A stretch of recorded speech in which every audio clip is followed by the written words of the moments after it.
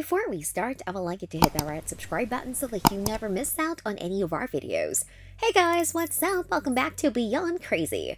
Pedro Lopez. Every so often, there's a story that pops up that's so unbelievable, so terrible that it's impossible to think that it's true. That's definitely the case with Pedro Lopez, but the story of the man that Rolling Stone says has been dubbed the monster of the Andes. It's definitely true because no one could make up something so unimaginable.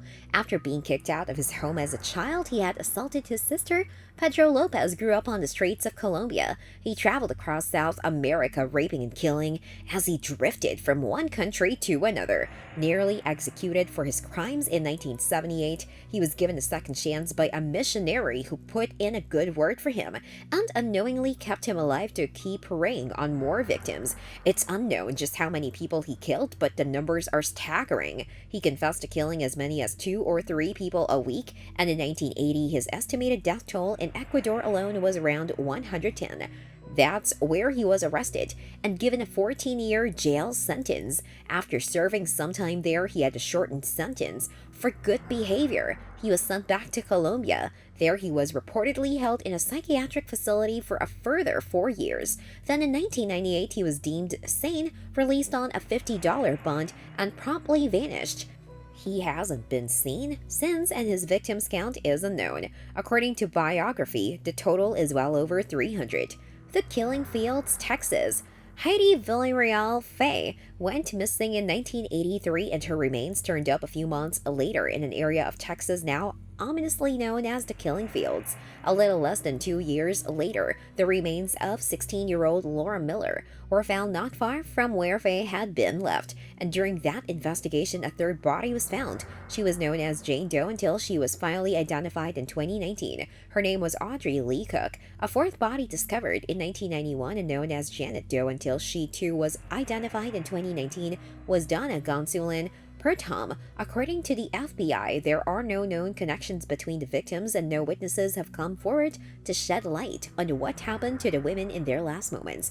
The Washington Post says that there have been plenty of suspects and even some false confessions, but the investigation had stalled completely between the discovery of the fourth victim and the discovery of their identities, while 4 families have spent years wanting to know what happened in those Texas fields. With the identification of the final 2 victims, law enforcement has once again issued an appeal to the public, with Special Agent Richard Renison saying anything anyone in the public knows, no matter how small they think it is, we really want them to come forward because it may be very significant to us. The suspected serial killers of indigenous Americans. Law enforcement agencies have a ton of resources at their disposal, including the Murder Accountability Project, or MAP, created by investigative journalist Thomas K. Hargrove. It's essentially a database that collects information from various law enforcement agencies and compiles it into a massive files on murders. According to VOA News, algorithms designed to find patterns in the data suggest there are multiple serial killers stalking the indigenous women of the Americas. Western University criminologist and MAP Board of Director member Michael Arnfield shared a pretty dire interpretation of the data he found recorded in the criminal database. He suggested patterns that lit up both the Atlantic and Pacific coasts, along with a series of truck stops indicating that serial killers are hunting along the highways. Many of them are truck drivers. Arnfield says via APTN, the Highway Serial Killer Initiative has about 400 to 450 offender profiles of unidentified subjects on its database alone that are involved in the trucking industry for the entire interstate system. Unfortunately, complete data only exists for the US, and a picture of Canada's serial killer landscape remains incomplete. There is, however, some good news. With the discovery that serial killers often doubled as long-haul truckers, the industry created Truckers Against Trafficking training programs that teach drivers to recognize signs of human trafficking, have saved hundreds of lives, but there's still a lot of work to do. The Manchester Pusher. First, let's make it clear that the Greater Manchester Police say via the Manchester Evening News that there definitely is not a serial killer stalking the streets, ending lives by pushing people into the city's canals. Not everyone thinks they are right though. In 2015, Birmingham University's Professor Craig Jackson started asking questions about the strangely high number of bodies fished out of Manchester's canals and suggested someone was responsible for them.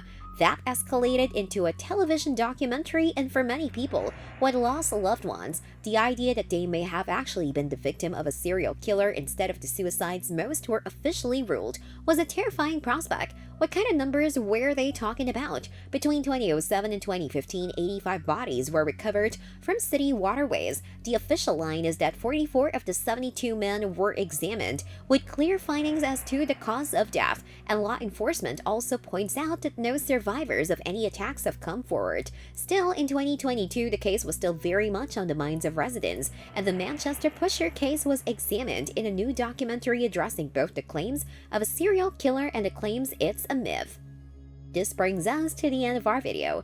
I hope you enjoyed it. Hit like if you did, and don't forget to subscribe to our channel so that you don't miss any of our videos in the future. Also, watch the 2 videos that are on your screen because I'm sure you love them. With that, I'll see you in the next video.